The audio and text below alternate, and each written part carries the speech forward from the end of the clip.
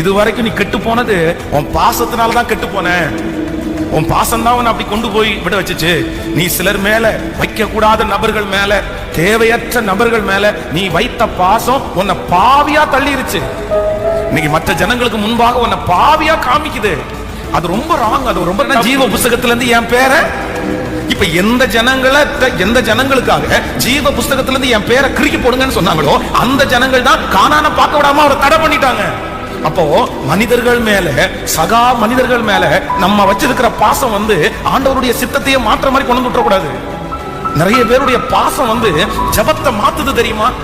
அது ரொம்ப கொடுமை. அவனுடைய முடிகள் எல்லாம் எடுக்கப்படும் போது அவன் தரையில இல்ல, பாயில இல்ல, வேதம் சொல்றது அவருடைய மடியில படுத்து கிடந்தான். அப்போ இந்த ஃபேக் லவ் எந்த அளவுக்கு அந்த அன்பு அவனை சுருண்டு படுக்க வச்சிருச்சு பாருங்க. சில நேரத்துல நம்முடைய வாழ்க்கையில ரொம்ப கவனமா இருக்கணும். தவறான அன்பு உங்களுக்கு ஆரம்பத்துல